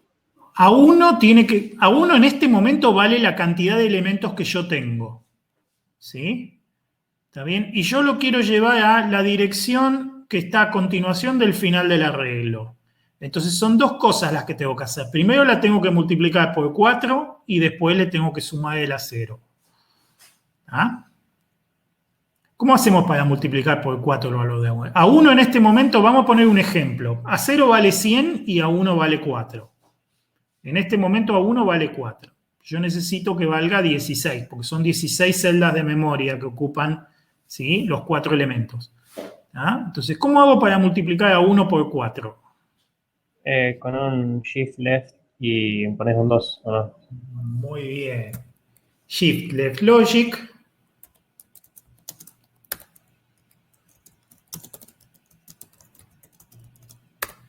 Muy bien ahí, ¿sí? Exactamente. Un shift left logic y, 2. Ojo acá, no se confundan, ¿eh? No, están multiplicando por 4, eso es hacer un desplazamiento de 2 bits a izquierda. ¿Sí? No se confundan como me confundo yo. ¿Estamos?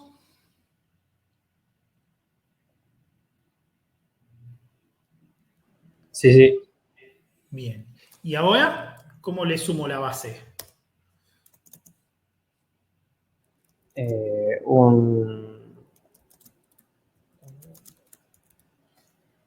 ¿Sí? A0 ya está en 100, ¿no? Claro, exacto. Recuerden que en A0 viene la base del arreglo y en A1 viene la cantidad de elementos. ¿Ah? ¿Sí? Entonces yo ahora, al hacer esto, primero multipliqué el A1 por 4 y ahora le sumo la base. ¿Por qué? Porque yo ahora puedo hacer la pregunta fácil, que es mientras A0 sea menor que A1. ¿Ah? O sea, ahora podemos hacer el while más fácil. ¿Sí?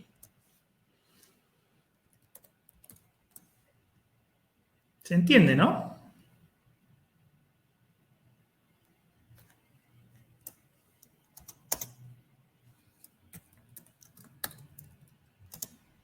Ahora, hagamos el análisis del while. ¿Sí? Vamos a preguntar mientras A0 sea menor que A1. Así que lo preguntamos directamente así. Mientras A0 sea menor que A1, ¿sí? Cuando esto sea mentira, nos tenemos que ir. ¿Ah? Cuando esto sea falso, nos tenemos que ir. O sea que cuando sea igual a 0,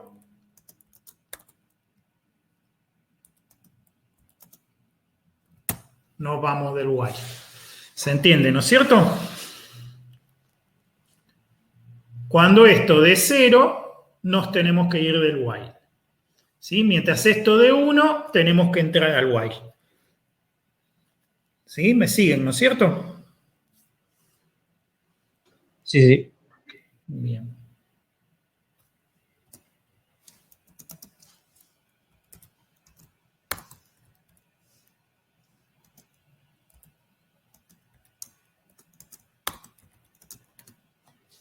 Ahora cargamos en memoria, ¿sí? Cargamos en el registro T0, ¿sí? El valor que está indicado en la memoria en la celda indicada por A0. En el primer ciclo va a ser, la base, va a ser 100, ¿sí? Y en el siguiente ciclo debería ser 104 y así sucesivamente.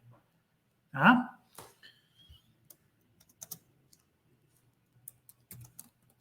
Y ahora se lo sumamos. Se lo sumamos a el B0, que es donde vamos computando el resultado. ¿Ah? ¿Bien hasta acá?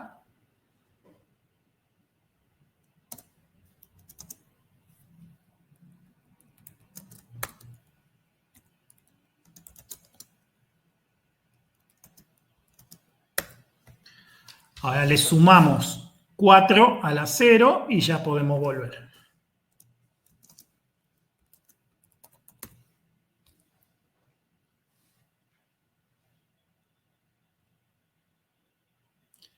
¿Se entiende, no es cierto? Sí, sí.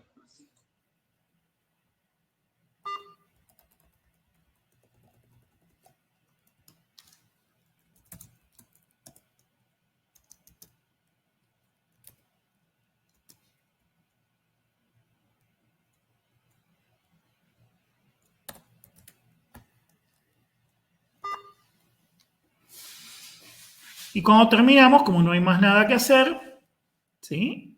Ya nos podemos ir y listo. ¿Mm?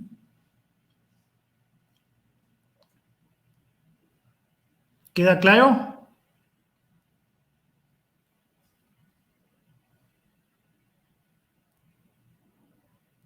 Sí, bastante claro. Bueno, ahí tienen para practicar. Así que diviértanse con esto hasta la semana que viene, que vamos a ver lo de las pilas. Lo de las pilas en memoria. ¿Ah? Vale, quedamos así. Nos vemos. Bueno, muy bien, muy bien. Nos vemos la clase que viene, Dios mediante. Gracias.